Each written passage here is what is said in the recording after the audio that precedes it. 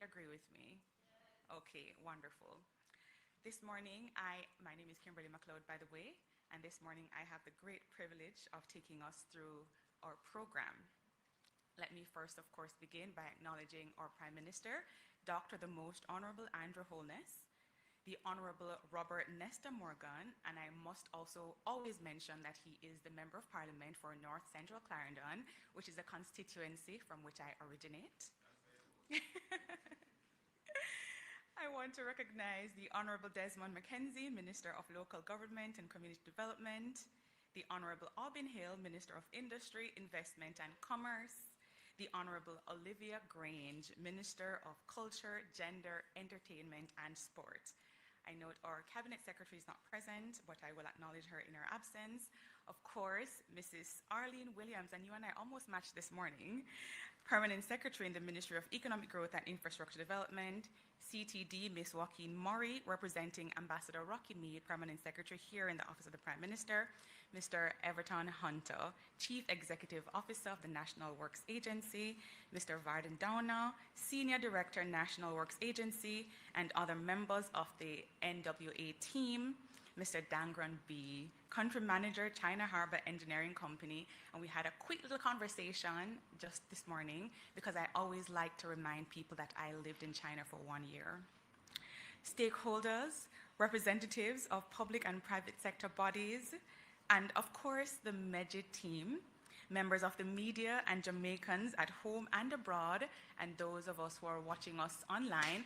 And I just saw a member of the OPM team said that I should give a special acknowledgement to our OPM team. So I'll use this opportunity to acknowledge our OPM team who do such a wonderful job of covering the work of the Prime Minister.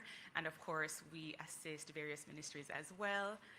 And of course, ladies and gentlemen, a very, very good morning to you. It is an absolute pleasure to welcome you to the Office of the Prime Minister for the launch of the Spark Main Road Program. Consultations across 63 constituencies, $45 billion invested, 610 roads selected. This is a very big deal. Thank you for joining us as we mark another important milestone in Jamaica's journey of growth and national development. We begin, as we do with all programs, with the national anthem, so I invite you to stand for the playing of our national anthem.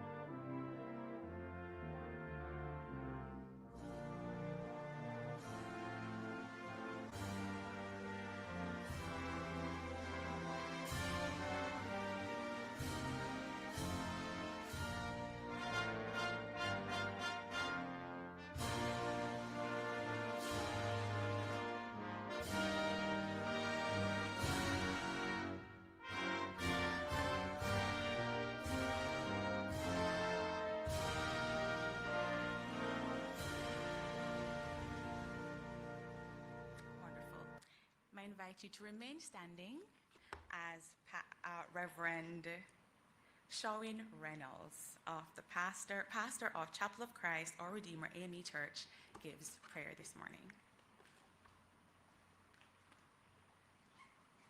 Morning, everyone. Let us pray. Heavenly Father, we come before you with grateful hearts, acknowledging that every good and perfect gift comes from you. We thank you for this day and for the opportunity to gather for this launch of the Spark Main Road program.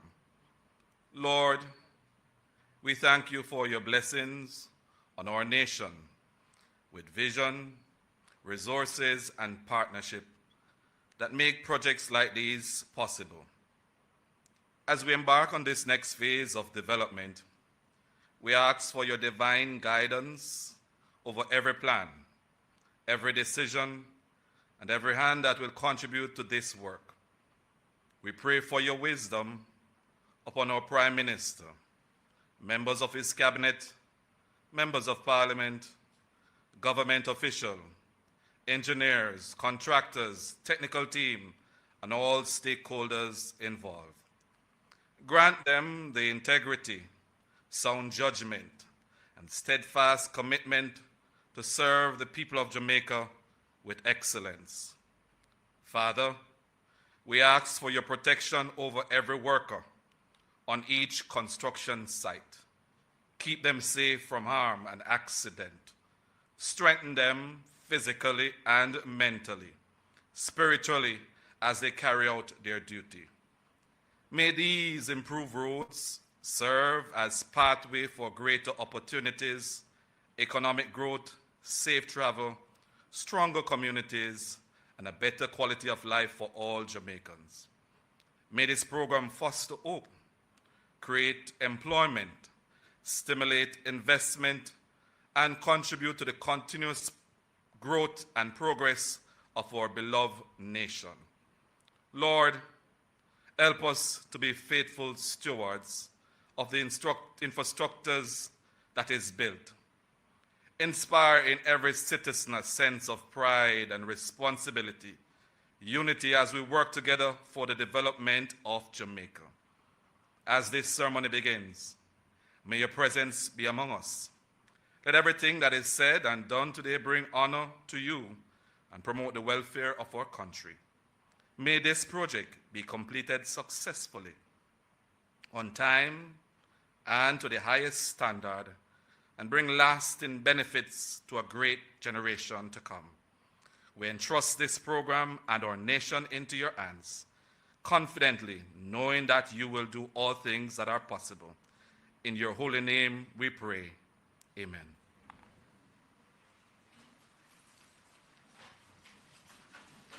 Thank you ever so much, Reverend Reynolds. Ladies and gentlemen, we are going to be moving smoothly through the program. And it is now my great pleasure to invite a public servant. It's always my pleasure to invite her to the podium, who speaks with so much conviction and who ensures that government projects are translated from policy to action. Permanent Secretary in the Ministry of Economic Growth and Infrastructure Development, Mrs. Arlene Williams. Thank you so much, Madam MacLeod.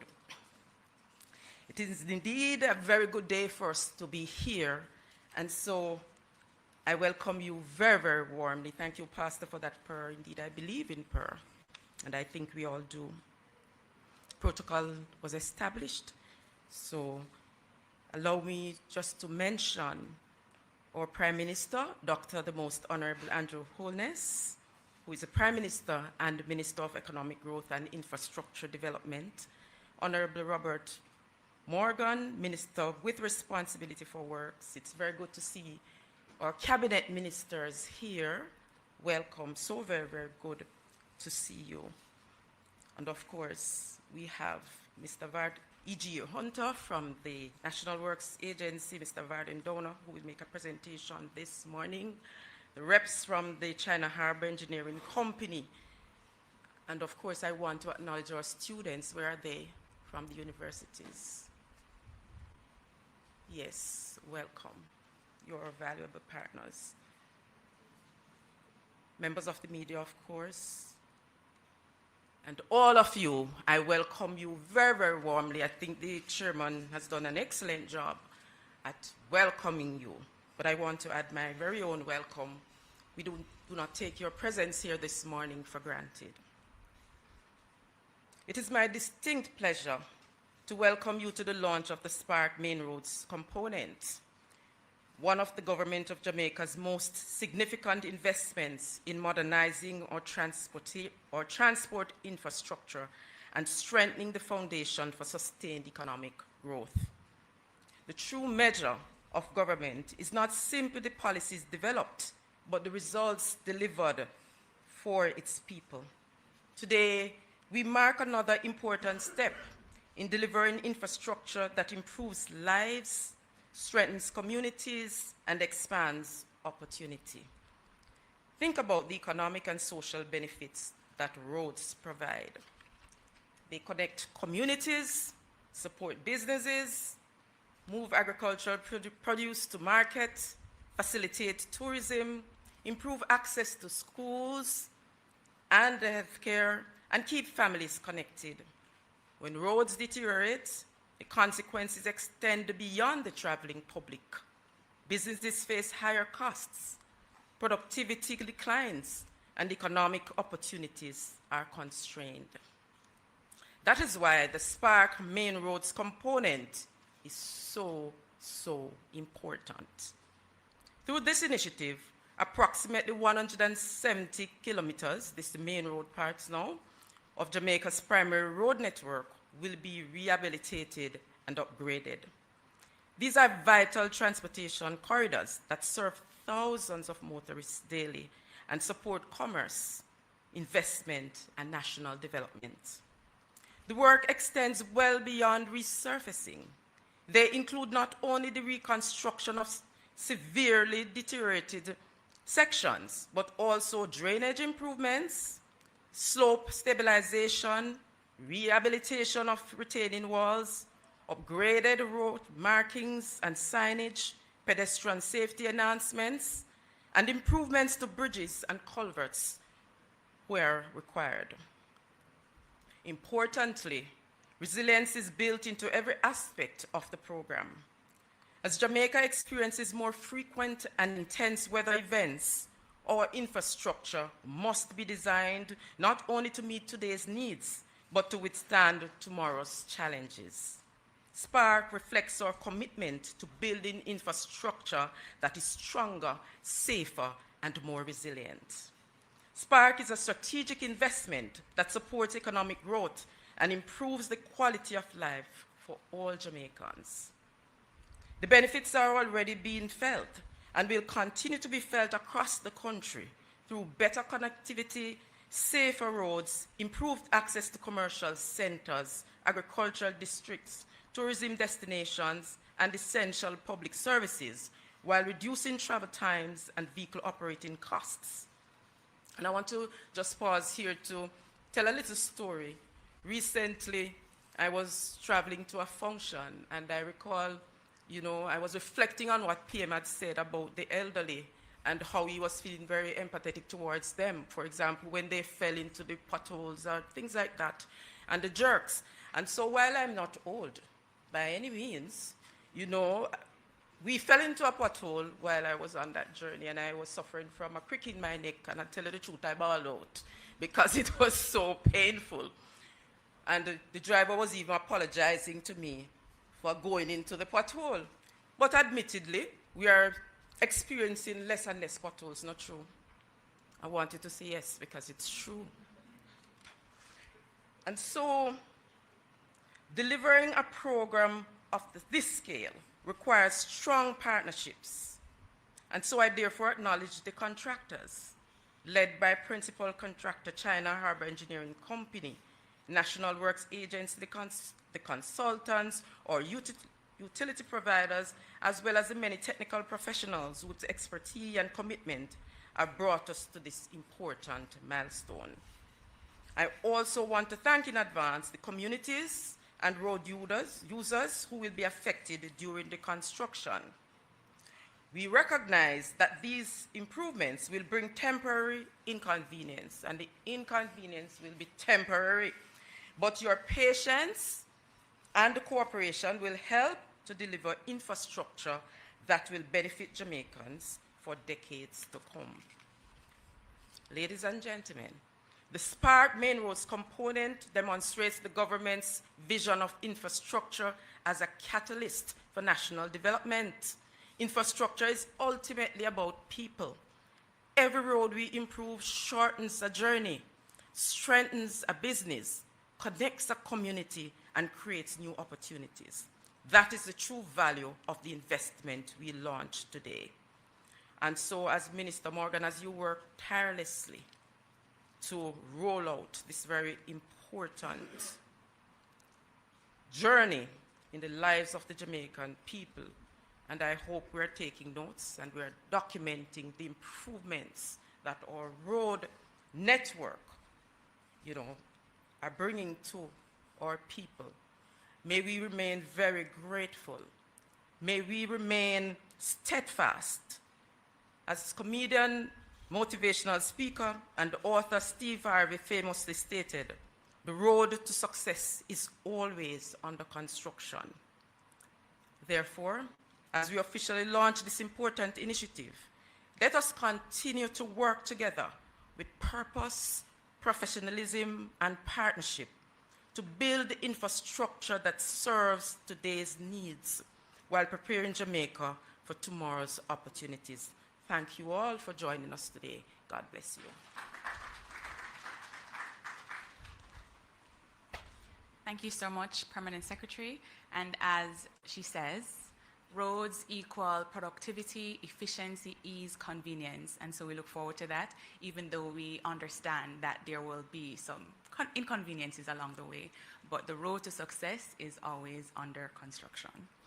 At this time, I have the pleasure of inviting a minister who is totally devoted to delivering better quality of roads, better infrastructure to our country, Minister Robert Nesta Morgan. Thank you very much to my constituent, who does not give me a break. She does call and question about the water on the road, so I don't get away. And I can't hide from her because she works at the office of the Prime Minister.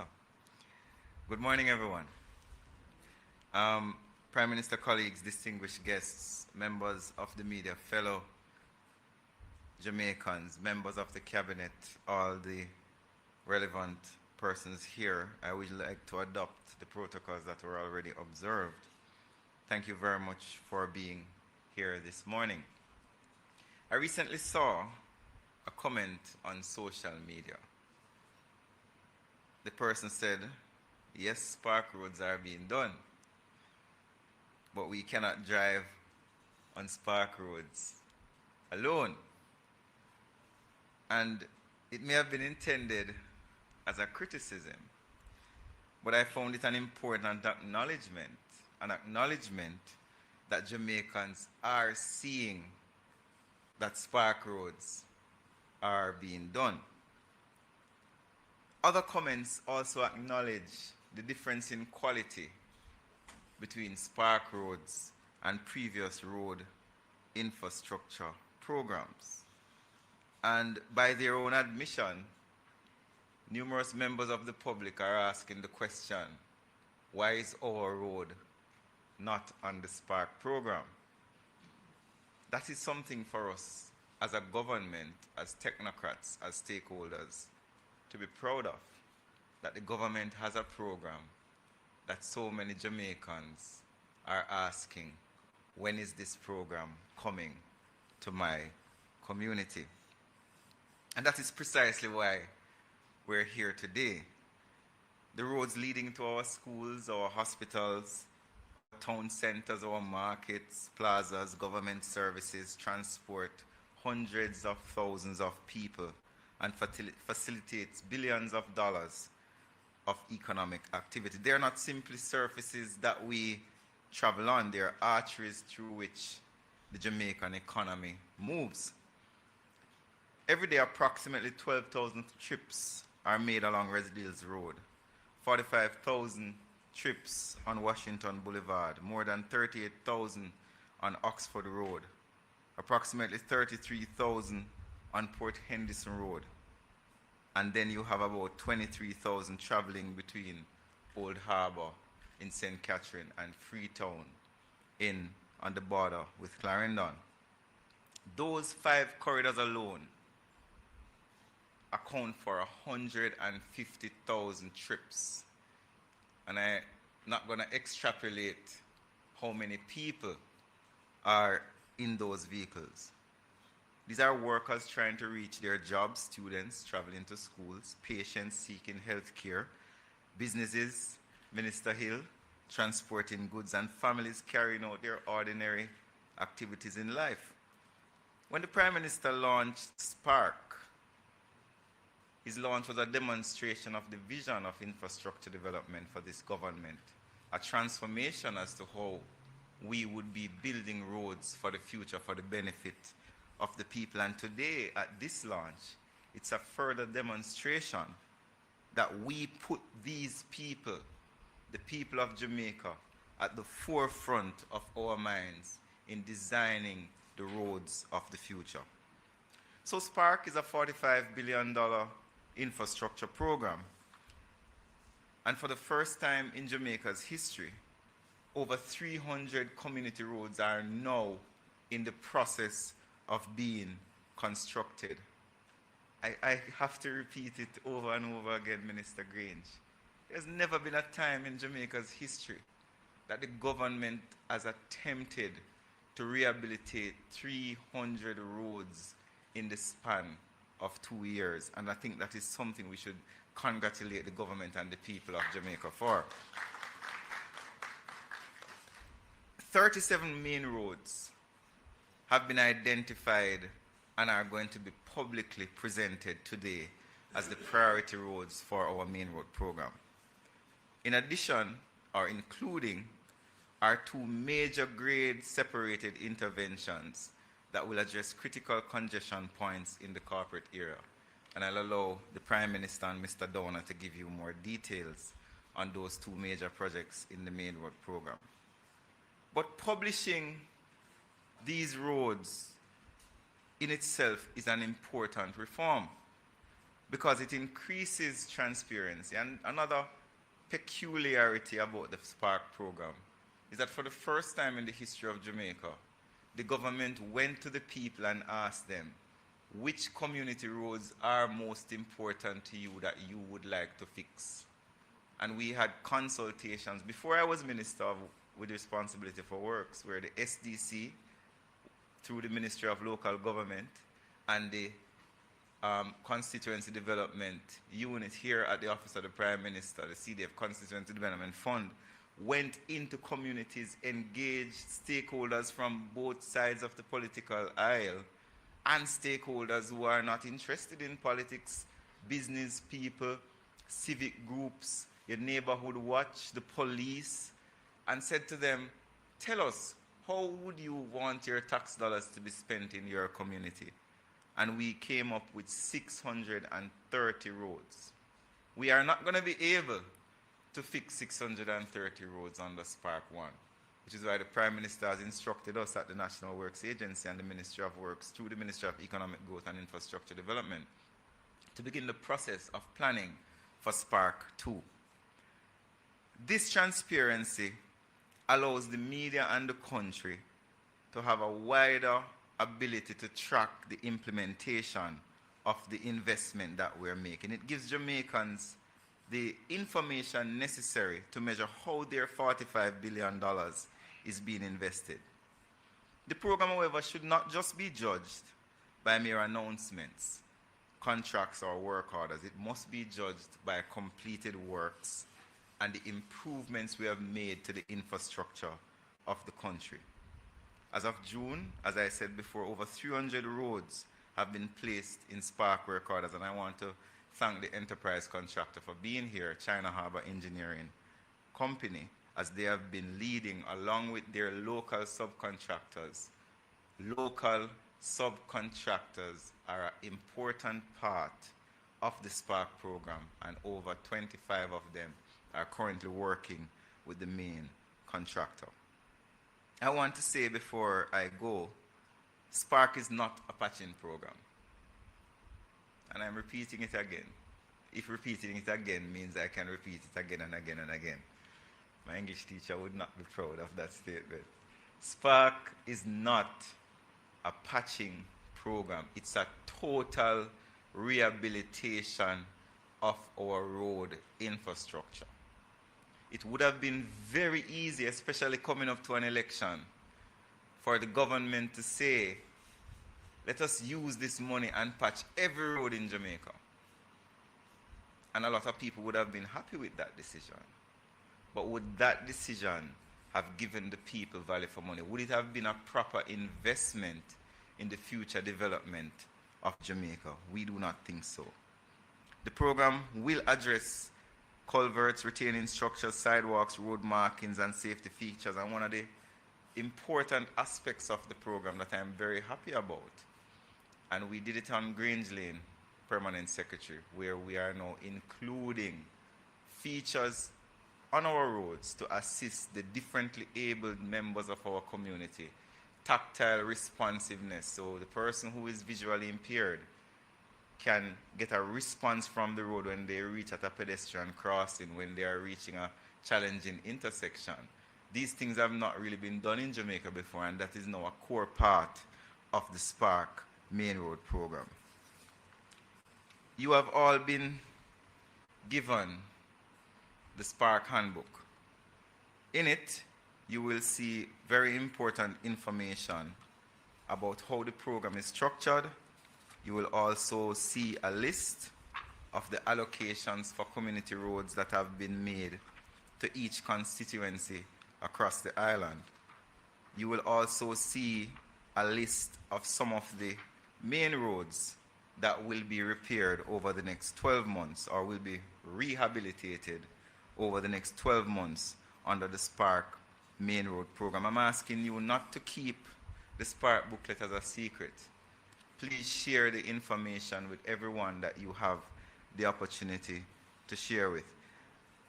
The difference between a quick fix and an enduring investment is the Spark program, and I want to thank the contractors, the National Works Agency, for carrying out the clear mandate that has been given to them by the government to ensure that we have properly supervised and well-built roads.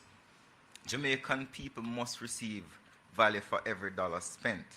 And while the comment on social media has elicited a response from me, Jamaicans and the government should not take for granted the significant work that we have done under the Spark program.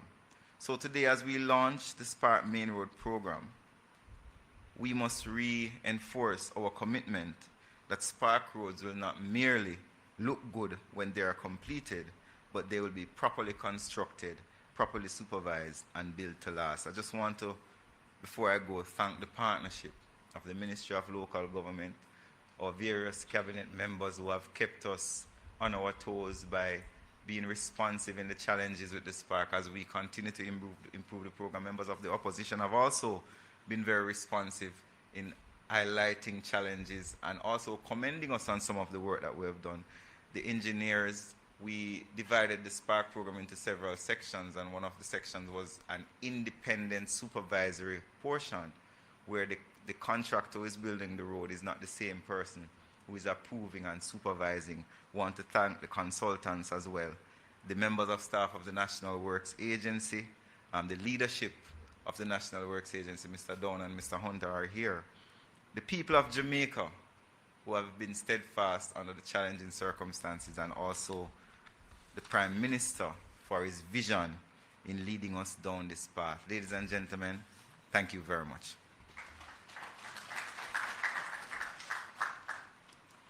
Thank you so much, Minister Morgan, for that comprehensive presentation. And I'm sure we're all very excited to learn that the roads will be accommodating all Jamaicans. So it's inclusive, comprehensive, thoughtful, modern, forward-looking development of our national infrastructure, particularly our roads. At this time, I invite Mr. Varden Downer to deliver a presentation.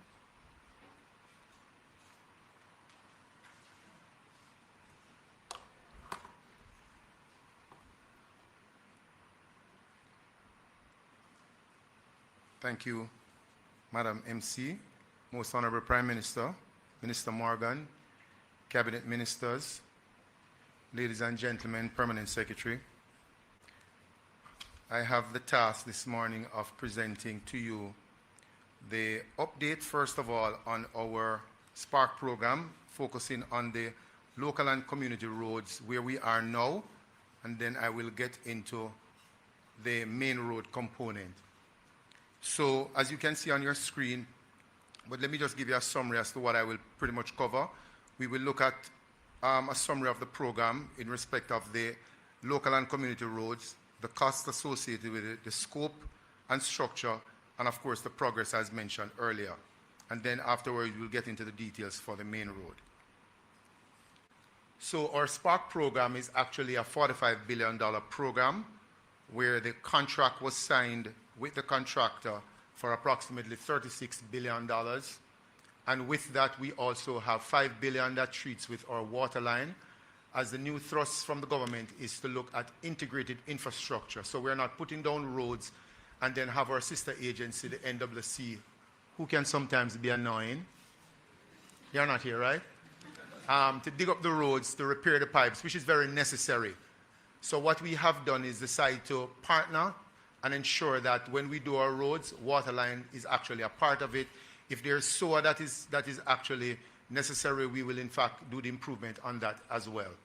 So our employer for the program is the Ministry of Economic Growth and Infrastructure Development, led by our permanent secretary, and also the executing agency being the National Works Agency. The contractor is China Harbour Engineering, and with the National Works Agency, we also have our team of consultants who assist us with boots on the ground to ensure that the contractor does what he's supposed to do.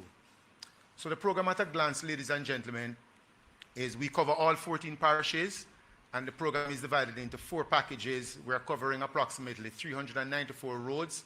At this point in time, which is a year in the program, we have actually paved some 110 roads.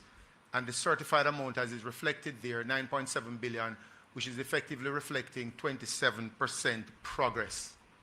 You'll recall that late last year we were challenged with Hurricane Melissa, and that took some time out of the progress on the program. So package 1 for information is covering Kingston, St. Andrew, and St. Thomas. There are 112 roads under the program for which we have paved 32. Package 2, St. Catherine and Clarendon, 105 roads for which we have paved 35. Package 3, 79 roads, which covers Manchester, St. Elizabeth, Westmoreland, and Hanover. And we have paved 18 of 79 roads. And package 4, Portland, St. Mary, St. Anne, Trelawney, and St. James, 98 roads for which we have paved approximately 25. I did mention these before, so I'll just skip this slide in the interest of time. 394 roads, 363 for local and community roads, and 31 there that has been given to the contractor at this point in time. Just for clarity, because as Minister Morgan says, there are 37 main roads being targeted and 110 roads there being paved. So just for clarity for that. What we're showing you here are some pictures that actually depicts before and after for the roads that are under construction. As you can see there, Bustamante Highway before and after, Orange Grove Road before and after. We also have community roads there in package 3 and package 4, before and after photograph. And the distinction between the before and after is so marked. These are actually pictures showing upgrading, especially for the drainage system. But let's get a little bit more detail. The Harty Drive, as you can see there, which is actually in St. Andrew Eastern, before and after photographs. Bustamante Highway, I was mentioned before, in Kingston Western, before and after photograph. Also Bellevue Avenue, East Kingston and Port Royal, before and after. It's always interesting to look at the before and after photograph because sometimes we forgot what the situation looked like before. St. Catherine South Central, before and after for Homestead Boulevard. This is Gravel Hill Road in Clarendon, South Western, before and after. That's a major drainage improvement there. Inglewood Drive in Clarendon Central, before and after. With Inglewood? Yes, I'll come back to that. And of course, Trial in St. Elizabeth, Southeastern, before and after. As Minister Morgan asked me to remind us about Inglewood. Inglewood was a very, very difficult road to get done. We had a lot of drainage issues. There were pipeline issues because majority of the challenges we have, ladies and gentlemen, on the local roads, which the main roads will also have, is the whole question of old pipelines and trying to rebuild the road in what we call brownfield. Persons have to live, operate businesses, walking through, children going to school on the roads. And when we go in and we will do the excavation works, pipes begin to leak. When the rain falls, the place is just mud. It's very, very difficult. So I want to pause here to thank the residents for their patience. For most of these roads that we have been through, it has been very, very difficult for those residents within the communities. But we ask for your continued patience, because when we get in and we do the ripping up of the road for its construction, and we have to contend with some of the old pipelines that are over 50 years old and trying to put in new pipelines, we have to maintain the existing pipelines because persons have to be served by the Water Commission through those pipelines. And as we try to do so and leaks develop, pipes have to shut down, repairs have to be done. When it rains, the place is just a pool of mud. It becomes extremely difficult. In this particular case of Inglewood Drive, the residents consistently complain about it, but we are actually at the end now, and I'm sure that they will enjoy the road for the next several years. Moving on, Claremont in Hanover Eastern, as you can see what the road looked like before and what it is now, a marked difference. And Canewood Road, which is in Portland Western, and just to hasten along Flower Hill Main, and this is St. James Central. So that is a pictorial of before and after. What does this mean for the community?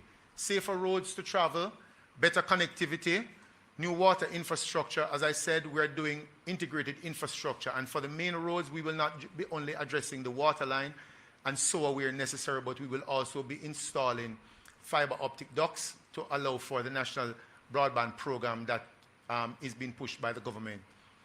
Local and local economic activities are spurred by the improvement to the network. Every parish is in fact included in the local and community roads. And of course, the process is transparent, as Minister Morgan highlighted earlier. So that in a nutshell is what covers the local and community roads. I'll now use the opportunity to launch the main road aspect of what we are treating with today.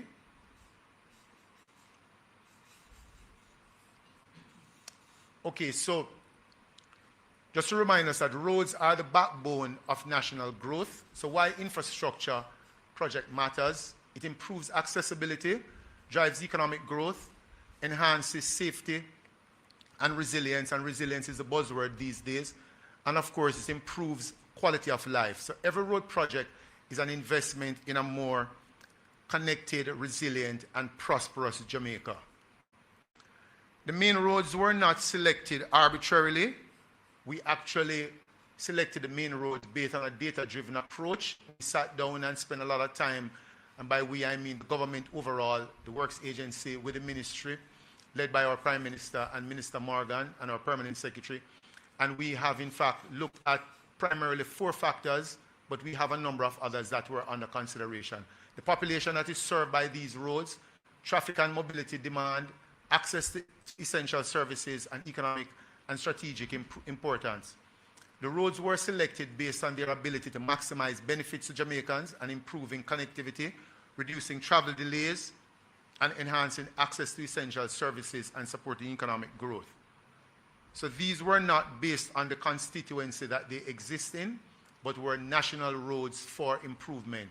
So our primary objective was to focus on connectivity and accessibility, traffic flow and mobility, and safety and resilience. Just to highlight a few things on the program objective. Help me along here just quickly. Not seeing it from the side. So under connectivity and accessibility, I'm just going to highlight there, the objective is to improve linkages between community employment centers and essential services.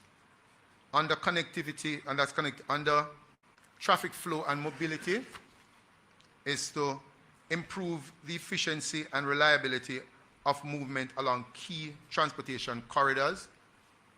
And the third one, we focused on safety and network resilience, transform roads to being safer, more resilient corridors that can better serve citizens and withstand future demands. So at a glance, summary of the Spark Road program, the estimated cost based on the improvement that is proposed for this particular component of the Spark program, which is the main roads, and primarily treating with the grade separation for 2 of the roads that Minister Morgan mentioned earlier. We're looking at a budgeted figure of some 25 billion Jamaican dollars. 37 roads will be improved across the island. And just a slight correction there, while we have 10 parishes, a closer look at it last evening confirmed that it's actually 11 because we're actually going into Negril, which is the part of Westmoreland in Negril. Over 900,000 citizens will be directly benefiting from this. And just to clarify that, how we arrived at this is based on the road that has been selected. We use a approximate 4-kilometer radius to look at the zone of influence, why these numbers came up with. So it's actually data driven. And we have 2 grade separation, as I mentioned earlier. So the program at a glance, ladies and gentlemen, we have actually looked at work order 8, which is some 28 roads, work order 10, which is 9 roads, and this is actually for the main roads. You will appreciate then that work orders 1 to 7, as well as work order 9, would have focused on the local and community roads. The estimated cost for these 2 work orders is some $14 billion. The estimated cost for the 2 roads in particular that we're treating with grade separation is some $6.88 billion and $4 billion, which is Don Robin Road extension, which we'll get into a little bit more detail on that, as well as Washington Boulevard, which is between 6 Miles and Mullines Road. And at that point at Mullines Road, we are proposing a similar grade separation like we have at Red Hills Road near Calabar. Here's actually a pictorial that shows you the spread of the main roads across the entire island. And as you can see, my clarification there that in that part of Westmoreland to be included. So there are actually 11 parishes that are directly where these main roads will be done.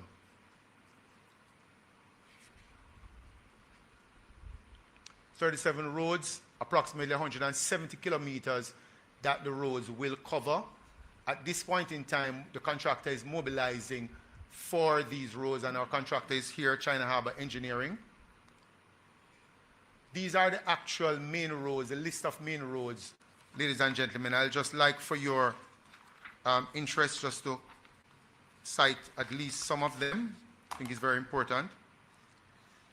Mullines Road, Seaward Drive, which is from Mullines Road going down to Olympic Way towards 3 Miles. We also have Red Hills Road, which is from Perkins Boulevard to Swain Spring. There is Stony Hill Road from Stony Hill Road to Golden Spring. There's Cooper Ridge to Gordontown to Mavis Bank. There's also Oxford Road. There is Freetown to Forepath to Whitney Turn. There is Spalding to K Valley, Chapelton to Penance, Maypen to Soursop Turn, ending at Woods. There is Hill Run from the Toll Booth to Fellowship Hall. There is Spanish Town Bypass from Twickenham Park Roundabout all the way to Brunswick on the other side. There is also Linstead Bypass from Bogwalk to Vanity Fair. We also have planned Williamsfield to Glengough. There's St. John's, which is Kitson Town Main Road. Then there is also Gregory Park Main Road, which comes from Dyke Road to Grange Lane, that was recently completed. There is part of Port Henderson Road from Bayside to Naggerhead. There is a Salt Pond Road from Brayton to Phoenix Park. There is the Old Harbour to Freetown as well. And we also have Greenvale to Spurtree, Royal Flat to Caledonia Road, Cane Shop to Highgate Hall, Troy to Warsop, Falmouth to Wakefield Bounty Hall. We also have Claremont to Golden Grove, Brownstown to Stewarttown, Priory to Bamboo, and in St. Mary, Islington to Port Maria, and Chovy to Claremont, Gale to Guys Hill, Howard Cook Boulevard, Alice Eldemeyer Drive, Montego Bay to Great River, North Coast Highway there, covering several sections. I'm just going to highlight for you a few pictorials of what we propose to do. This is Mullines Road as is depicted there. And when we say this, for each of these roads, how the roads are defined, based on the budget that is available, we'll be doing what we call part of the road.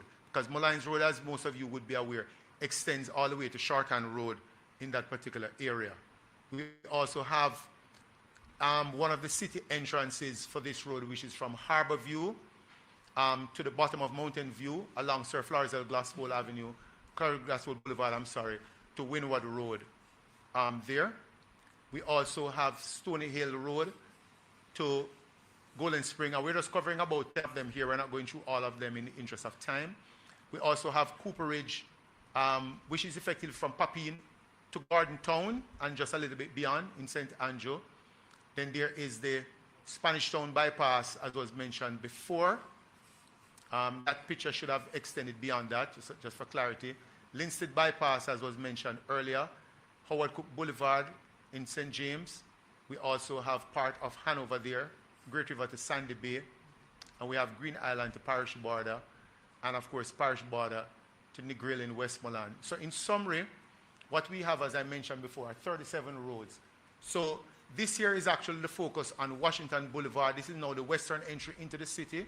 Washington Boulevard road improvement all the way to Mullines Road, where at Mullines Road we will actually have a great separation there that will allow the traffic to move uninterrupted all the way up to Dunrobin Avenue. And the proposal at Dunrobin Avenue is for a great separation there as well, leading to East Kings House Road, which we'll show you very shortly. So this is just a pictorial of the Washington Boulevard, 6 miles to Mullines Road, which will include an expansion of the bridge by Pembroke Hall from 2 lanes to 3 lanes. These are just some information Minister Morgan mentioned earlier. The vehicles per day at the junction in question, which is Washington Boulevard, Mullines Road, we're talking 150,000 plus, and just for one direction only, we're talking 76,000. We expect to have no issues there in terms of collision, because at that time we'll have a great separation. This is Dunrobin Road extension, as I mentioned earlier, from Dunrobin Avenue going all the way to East Kings House Road, and we'll show you a depiction of what we're looking at. At this point in time, we're actually at concept design, where we'll be discussing with our contractors and consultants with respect to the detailed design so we can get this project moving. The preliminary estimated cost is just under 7 billion Jamaican dollars. And this here is a depiction where we will have a great separation at Constant Spring Road and Dunrobin Avenue. There's also another great separation by Upper Waterloo Road with the new road that is actually going through. Sandy Gully area is the area that will be used to carry this road through, so we should not have any land issue as far as that part is concerned. And the Sandy Gully will remain in place. We'll be doing it similar to how we do down by 3 miles, where we will actually have piers spanning over the Sandy Gully. So the gully will still be functional, the road will be significantly above it, and to be able to carry the traffic all the way through. And of course, with this improvement, we are treating with road safety, signage, signalization, traffic improvement, street lighting, among other things, ensure pedestrian crossings for safety movement. So as I mentioned before, the main road component, we're looking at just under 1 million persons being directly affected. And of course, 504,000, we're looking there for daily traffic support, 164 schools, health centers. I just want to make sure I'm saying the right thing. School health centers, because we did look at the impact on schools for every single road. We looked at health centers, and we also look at emergency. We look at emergencies such as police, fire stations, etc. for that. Why this matters to every Jamaican: faster, more reliable journey for commuters, reduce fuel and vehicle operating costs overall, time saved during commuting, and of course improve access and reduction in time being wasted to get to healthcare and emergency centers. So challenges as to when we are addressing these and how we will do them. Some of the challenges we have, which we all know, are weather related, land acquisition matters, and traffic disruption. Some of the mitigating strategy we have is to program our works with respect to weather patterns to ensure that we maximize when we have good weather, land acquisition, we are doing early engagement with the critical stakeholders. And for traffic disruption, we will ensure that we program and relate to all the stakeholders, including the police, to assist us as we go about implementing the program. These are just some of the details that I think we went through earlier, so I won't bore you with that anymore. So let me thank you for your time and your patience. Thank you very much, Prime Minister.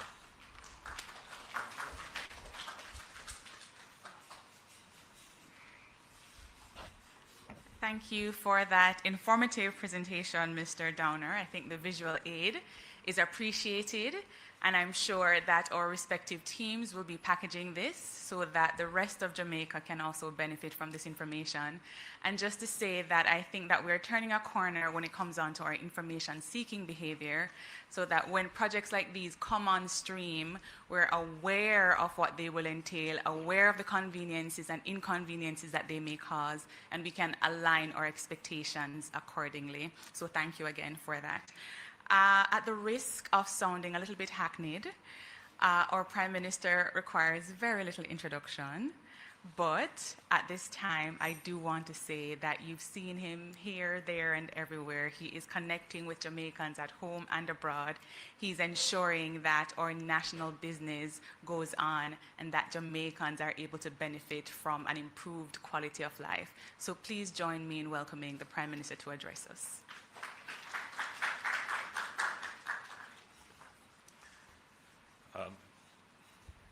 Good morning, everyone. Good morning.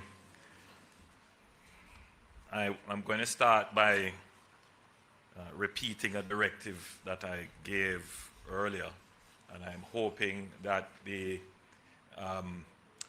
our head of protocol is here. So we're doing so many things, and it is necessary that we mark every achievement with some form of ceremony. But it doesn't have to be ceremonial. I hear Minister Grange chuckling a bit.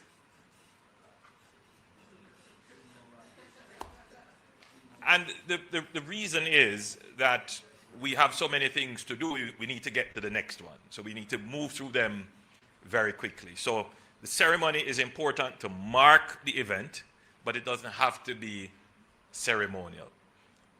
You know, there's a description of what is a good speech. Some of you know that description. It should be long enough to cover the subject, but short enough to capture your interest. But I prefer the other one, which says a good speech doesn't have to be eternal for it to be immortal. Brevity, that is what we're seeking. So, if we could keep the ceremonies within 1 hour, that would be great. And that I see the director of protocol saying, I am at fault. Because I may speak eternally.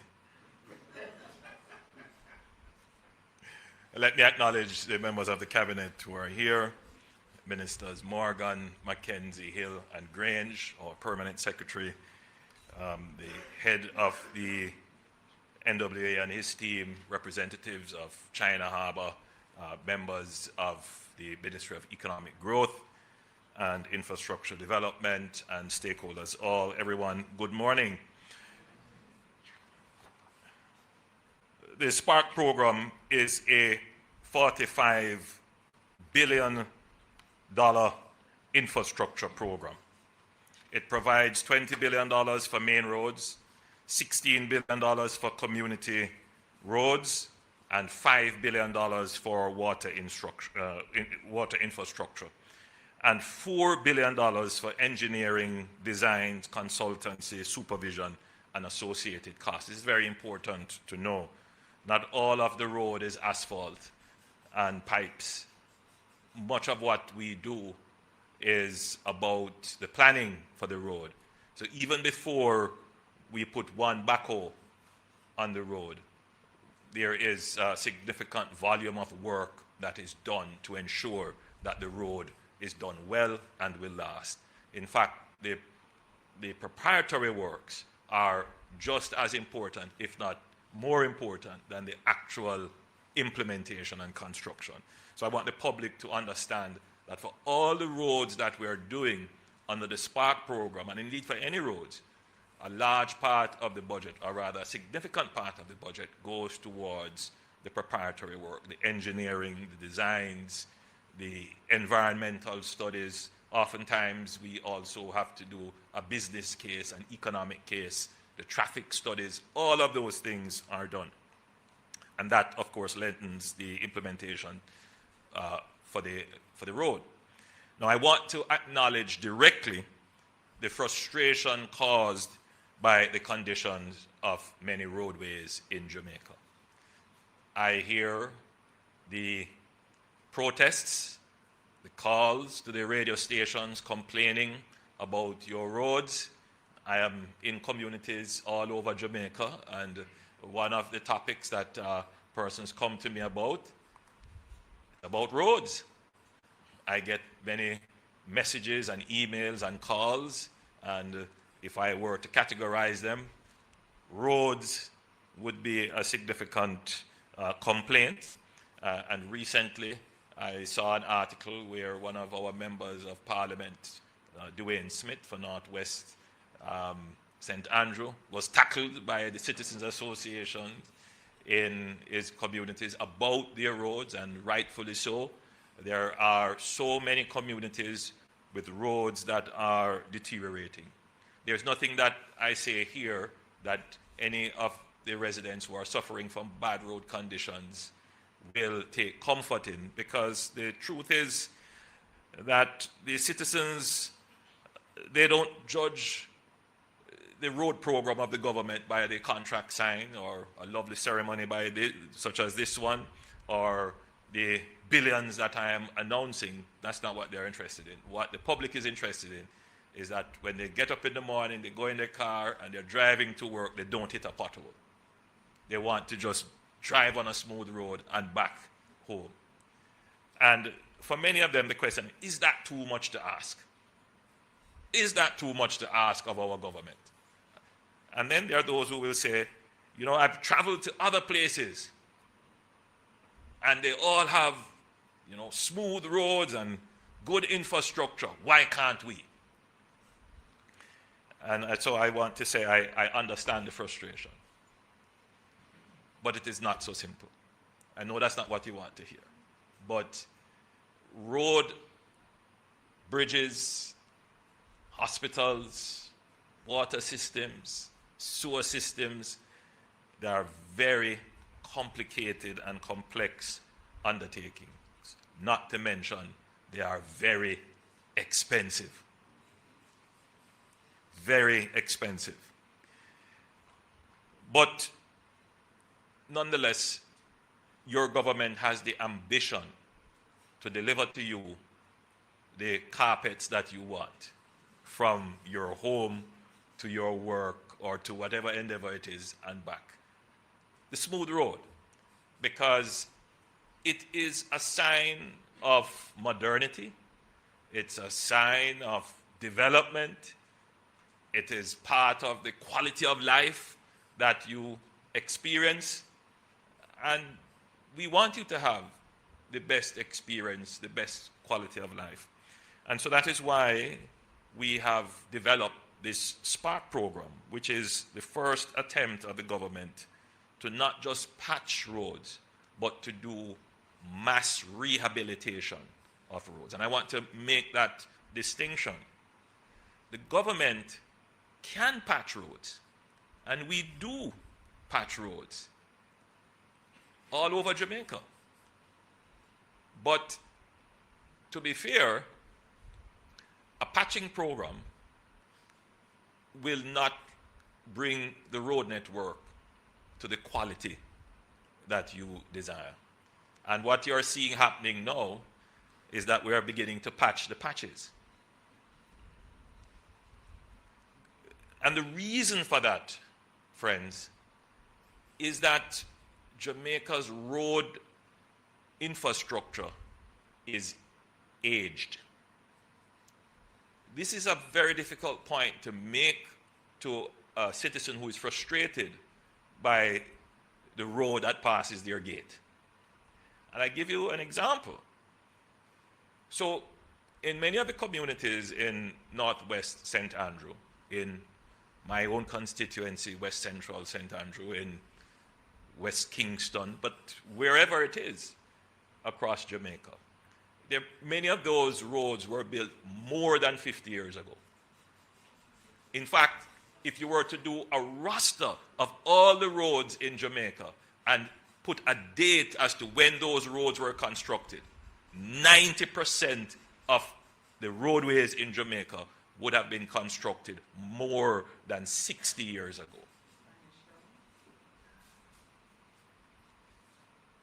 And if we're honest with ourselves and ask, how many of those roads were totally rehabilitated? It would be less than 5%. So the challenge that you're facing now with roads is not just the weather. It's not just, the lack of maintenance or damage done to road by how we use the roads. It is that the asphalt has reached its physical limit. It's just the reality. And even if you were to patch it, that does not solve the problem, because the sub-base of the road has also deteriorated. But there is also another factor. These roads that were designed and built more than 60 years ago were not designed and built for the level of rain and water that they have to carry, for the level of traffic that use them, and for the weight. So I'm not trying to ask for the understanding of the country, right? Because I do understand the frustration. But it is important that when we start to vent about the roads, we also appreciate what the challenge is. Now, you'll never escape politics in the matter of roads. So there is an argument that says there are some roads that you should focus on. So there are some main roads, there are some critical thoroughfares, and there are some roads that people are going to demonstrate for. And so, in other words, the politics can have an impact on the budget allocation. But then the question is, should it be that protests and demonstrations determine how governments plan their road programs? I'm not giving you an answer. I'm just asking you to consider that. Because were that to be the case, then the people who are going to quarrel the loudest and so forth, they may be the ones, but it may not be the economic best decision. It may not be the best strategic decision. I'm saying all of this for the public to appreciate the complexities that your government has to address in dealing with managing roads. So where do we start in managing the road? What is the good news? Where is the hope that our roads will be repaired? What is it? Firstly, we have to improve the governance of our roads, how we manage our roads. My grandfather used to be a superintendent in the whole PWD.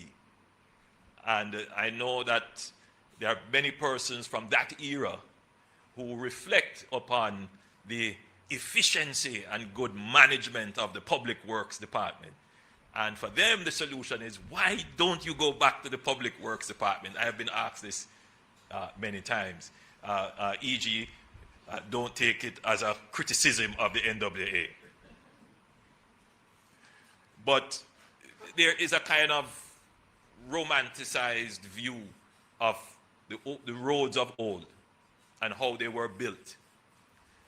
And there is some value to that observation in the sense of how roads were administered. So first of all, there were very high standards for road maintenance at the time.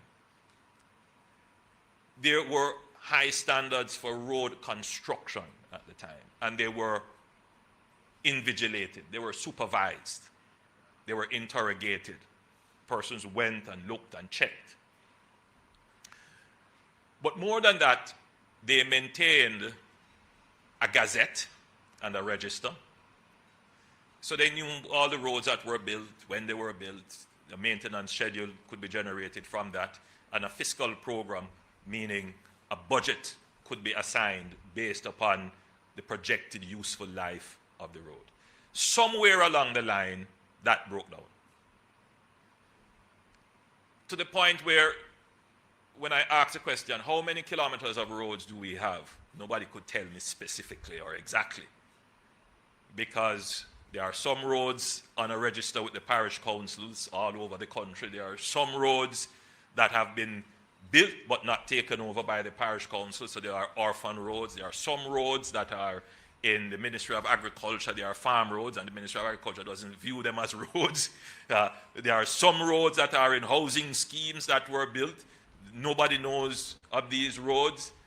The NAA maintains a register of about 5,000 kilometers of roads.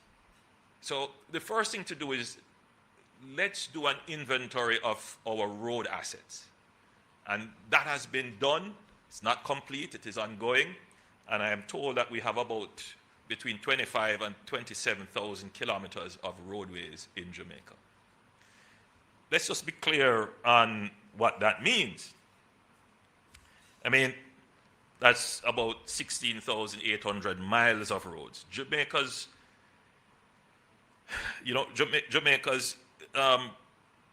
total square kilometers would be about 10,000. About that. 11,000? About 11,000. All right, I'll go with the 11,000.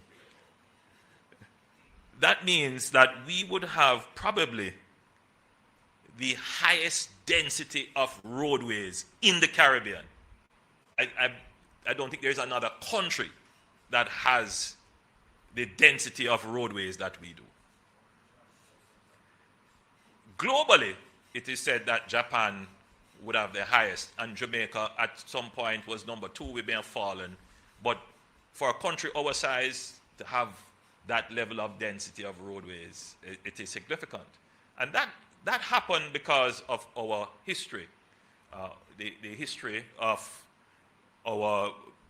the end of the period of enslavement, the rise of free villages, and then the building roads to connect the dispersed population all over the country would mean that we would have built out a very extensive road network, which today, when we have done this survey and all the roads that we have, we really have to start to look at some roads and determine whether or not those roads still carry economic value, whether or not they should still remain on our register of roads.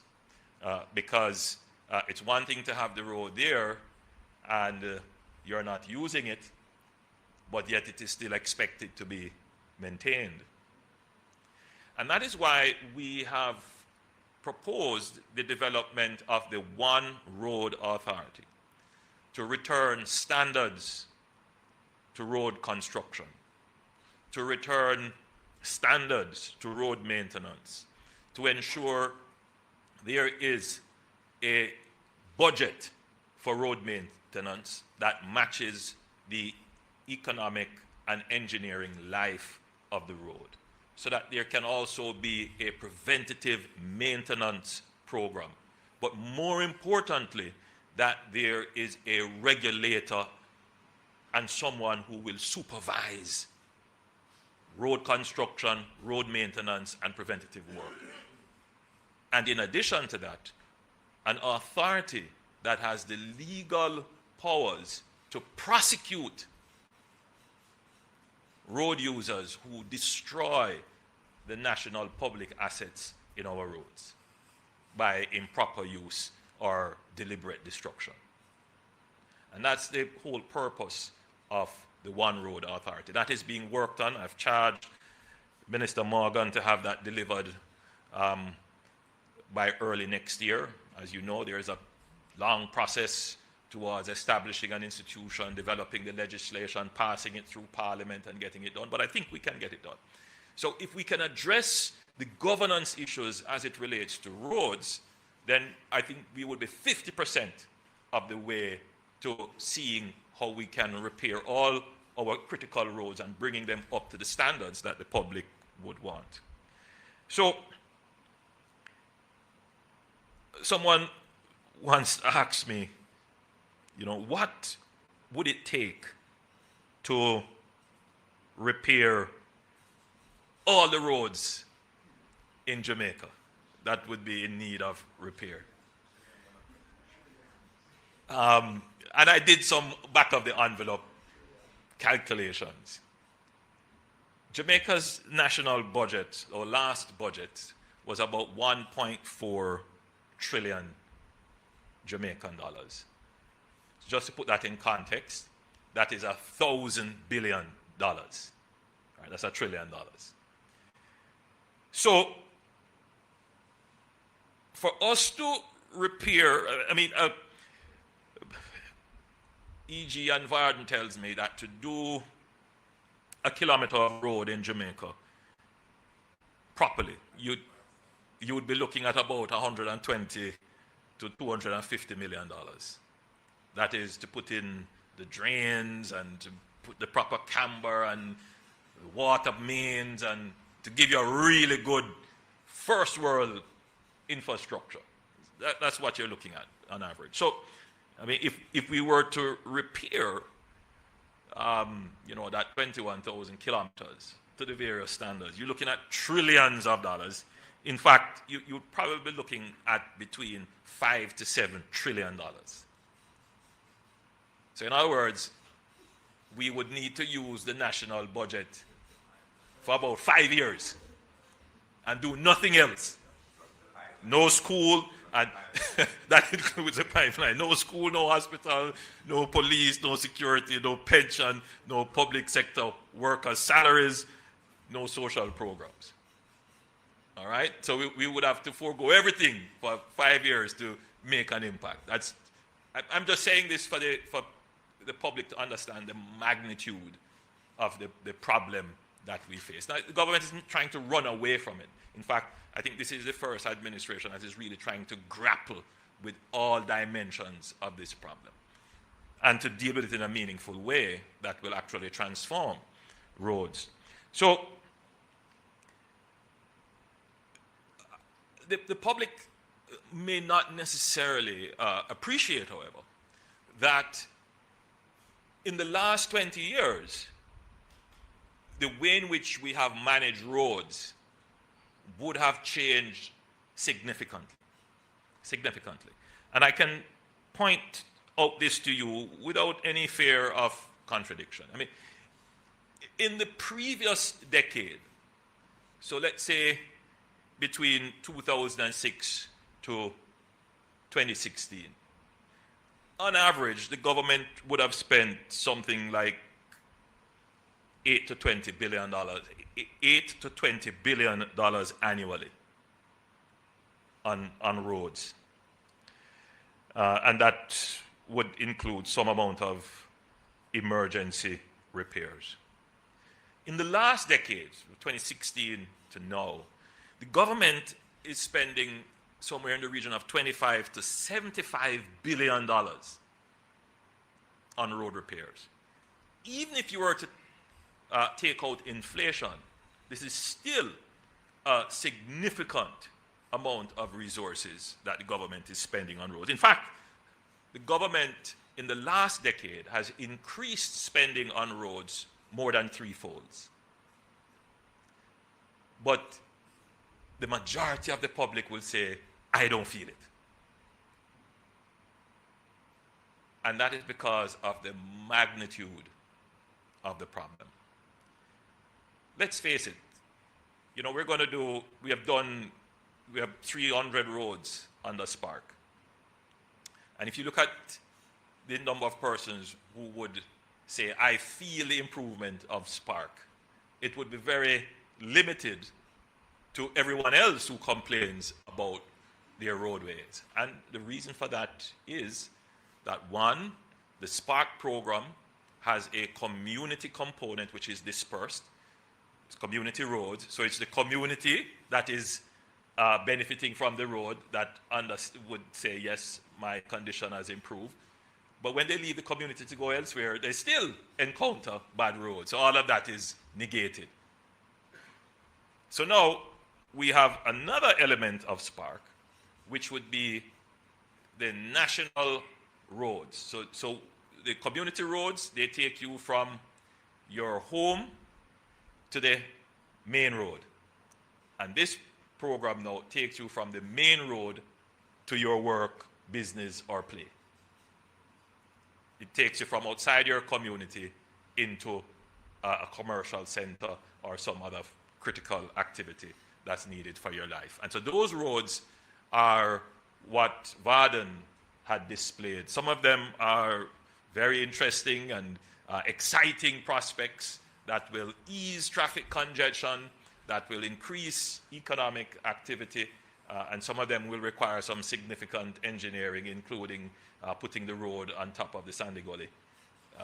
Those are some serious engineering, which I would really want to see before any work is done in that regard, because those are serious engineering requirements.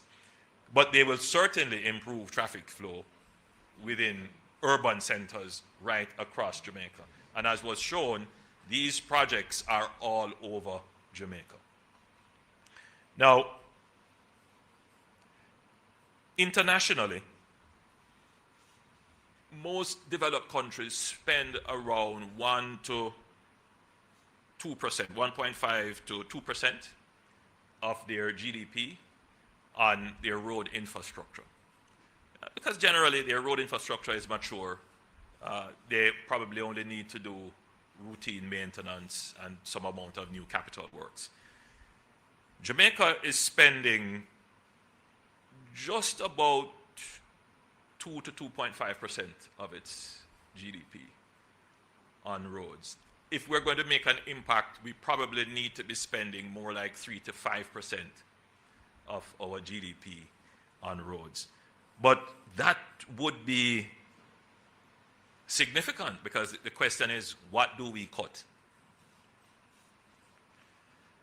It's an interesting prospect, and I've been looking at it to see where else could we divert, or what new allocation we could make to spend on roads. And the answer is, really, there is nothing. We spend about $460 billion on salaries every year. Obviously, that can't be cut. And that's the largest part of the budget. We spend quite a bit on education. We spend on health, national security, debt servicing. That's 15 to 18% of the budget. As I said, public sector compensation, that's about 30% of the budget. You know, grants and pensions and social programs, that's another 15% of the budget. So it's significant, you know, what we spend on all the other things that make Jamaica run is quite significant relative to the challenges that we face with roads.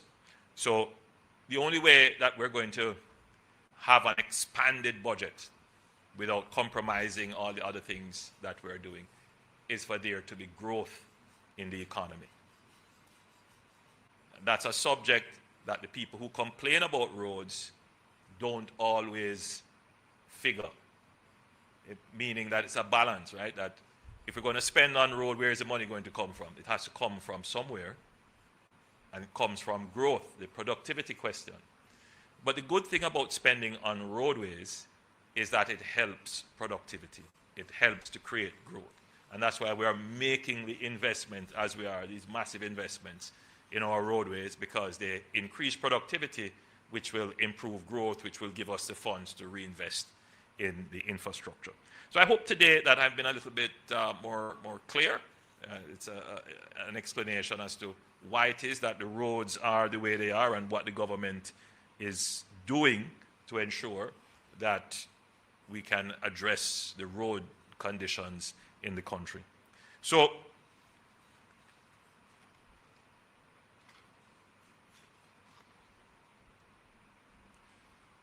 this program, therefore, will address the main roads. We will begin, we have issued 31 of the roads as work orders, and that means that China Harbour, who is the contractor on the project, will begin to do the preparatory works and then move into actual construction. Some of them could start within a year, others may take up to a year and a half to actually see the works done. But the public should be assured that these programs are now officially launched and in train. As I close, I will say one last thing on roads.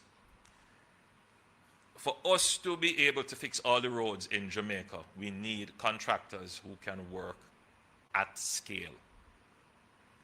One of the challenges that we're facing with the current Spark program is that we simply just don't have the contracting horsepower to manage all the roads all at once.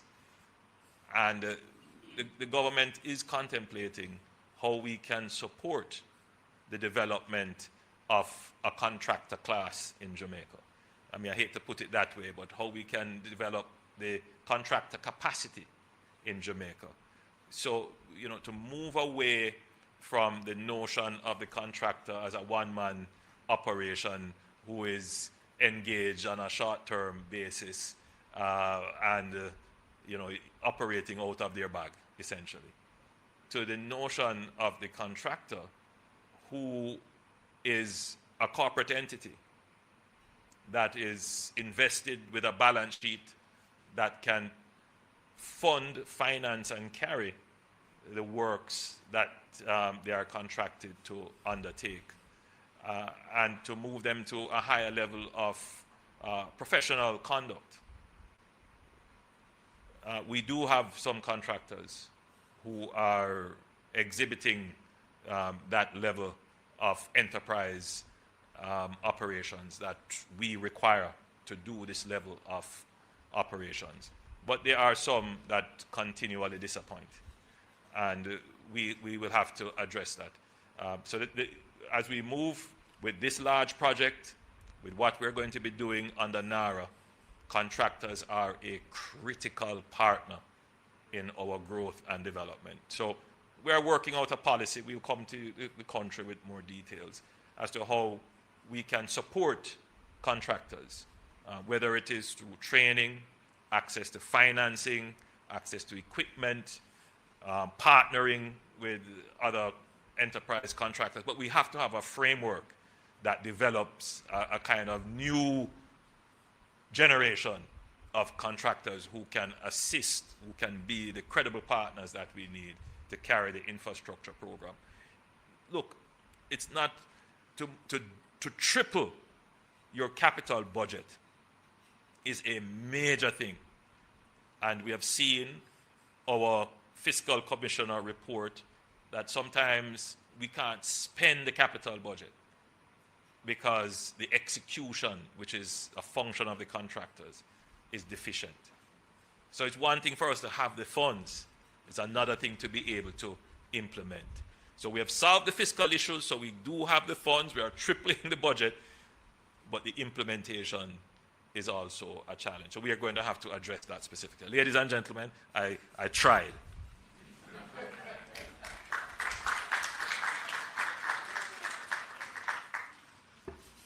So was the speech eternal or immortal, or both? Thank you, Prime Minister, for always educating us, for always contextualizing things for us and helping to deepen our understanding of the kind of complexity that involves or that goes with such a massive infrastructure overall.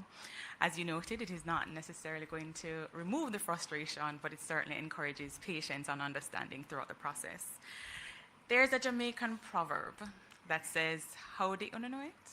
Howdy and tenki broke no square, which essentially means there is no harm in showing kindness and gratitude. So I have the great pleasure of thanking you all for being such a wonderful audience today and for sharing so much of your valuable time currency with us. We do not take it for granted. And of course, to our partners from the China Harbor Engineering Company, I want to say xie xie and zaijian.